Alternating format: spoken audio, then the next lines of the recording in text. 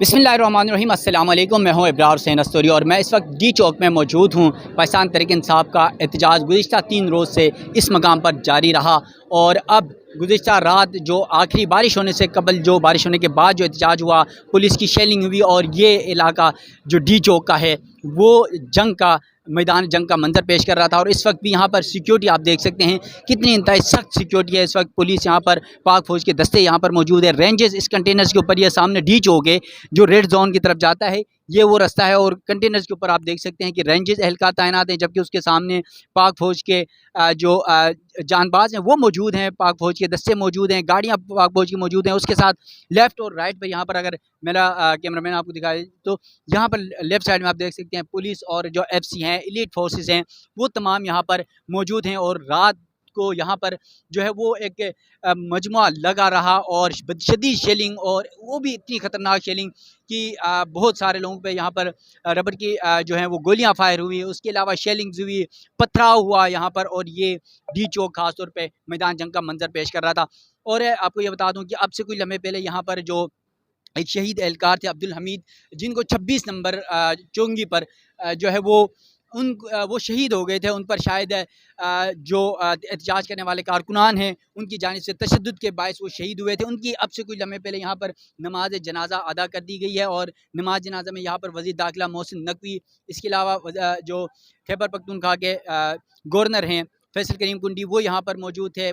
Police एहलकार के और अफसरान यहाँ पर मौजूद थे, फ़ौजी अफसरान यहाँ पर और जो एहलकार यहाँ पर मौजूद हैं वो यहाँ पर मौजूद थे। और उसके बाद जो एम्बुलेंस थी वहाँ पर उनकी जस्टिस खाकी यहाँ पर लाई गई थी, क्योंकि गुज़िश्ता रोज़ जो वज़ीर दाखिला मोहसिन नकवी की जानिब से जो बताया गया कि तशद्दुद के बायस उन्हें हॉस्पिटल एडमिट किया गया था और वो कोमे में थे और अब जो है वो जानवर न हो सके और इस दुनिया से रुखसत हो गए। तो उनकी नमाज जनाजे यहाँ से अदा करने के बाद एम्बुलेंस में रवाना कर दिया गया। उसके जो मनाजिर हैं एम्बुलेंस में और नमाज जनाजा के साथ साथ जो उनकी जस्ट खाकी यहाँ से रवानगी के, वो मनाजिर भी आपके सामने ये आप देख ले कि ये किस तरह के मनाजिर हैं। ज़रा वो मनाजिर मैं आपको दिखाता हूँ, उसके बाद फिर थोड़ा सा आगे चलते हैं, मज़ीद चीज़ें भी आपको दिखाता हूँ।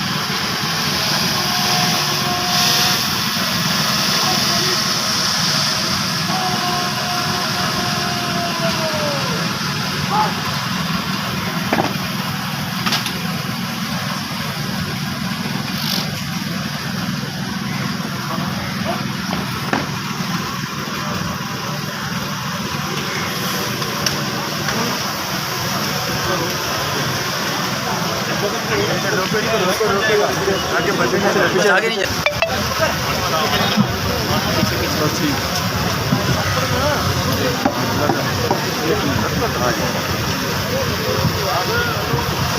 एक मिनट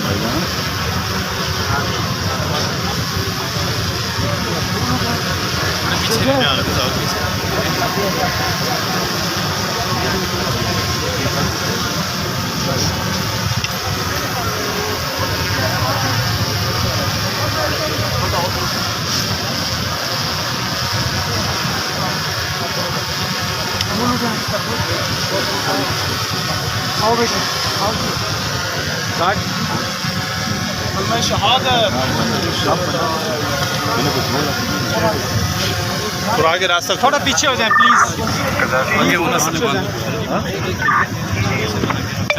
थोड़ा आगे से चले जाओ आगे कलमा शहादत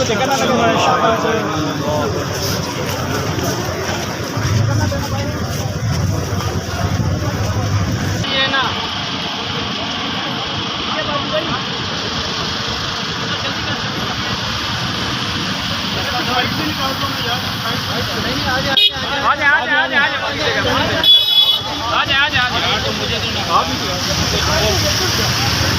बीच में नहीं आना जानी मोबाइल ऊपर नहीं करना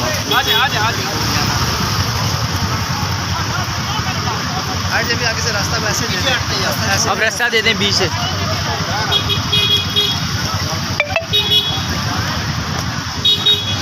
चलो चलो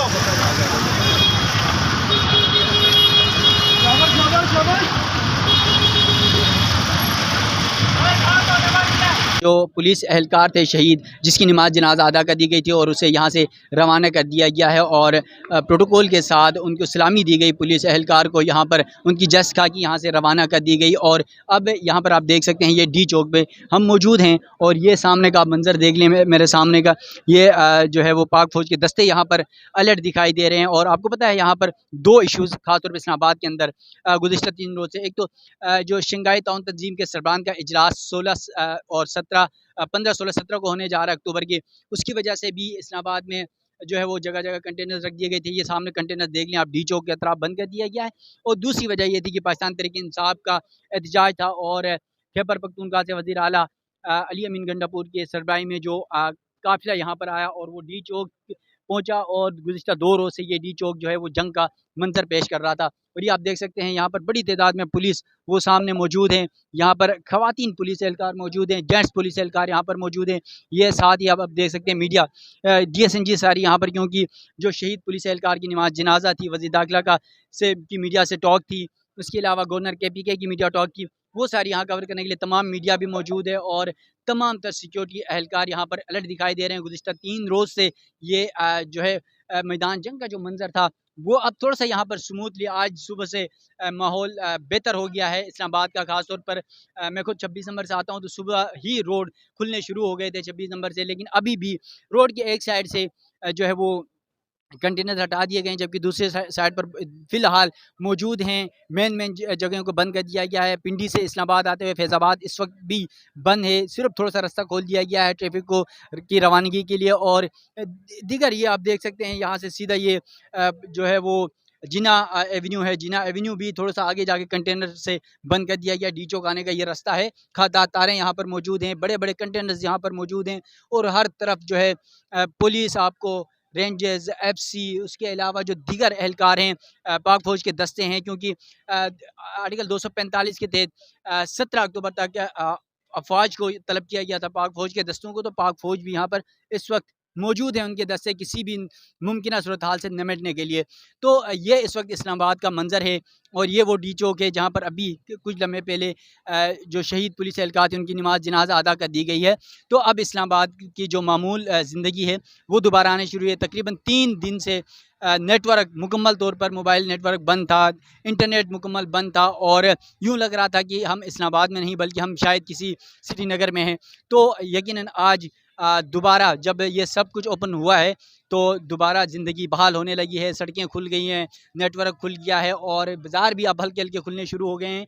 तो इस वक्त भी डी चौक और रेड जोन सील है और ये 17 अक्टूबर तक जो फ़ौज है वो तैनात रहेगी किसी भी मुमकिन सूरत हाल से निपटने के लिए, क्योंकि शंघाई ताउन तंजीम के जो सरबराहान का इजलास होने जा रहा है उस इजलास की वजह से जो है यहाँ पर सिक्योरिटी रहेगी और पाक फ़ौज भी जो है वो अपने फ़राइज़ अंजाम देती रहेगी। तो ये आप देख सकते हैं ये इस वक्त डी चौक का मंजर है और यहाँ पर मीडिया मौजूद है, यहाँ पर पुलिस एहलकार मौजूद है, यहाँ पर पाक फ़ौज के दस्ते मौजूद हैं यहाँ पर और यकीनन हर कोई अपने अपने फ़राइज़ अंजाम देता नज़र आ रहा है। और अब इस्लामाबाद की जो ज़िंदगी है वो मामूल के मुताबिक आने लगी है। और फिर कुछ देर पहले यहाँ पर मोहसिन नकवी ने जब मीडिया से गुफ्तगू की तो मोहसिन नकवी के मुताबिक वो ये कहते हैं कि जो वज़ीर आला खैबर पख्तूनख्वा अली अमीन गंडापुर हैं, उनके हवाले से उन्हें कोई नहीं पता है।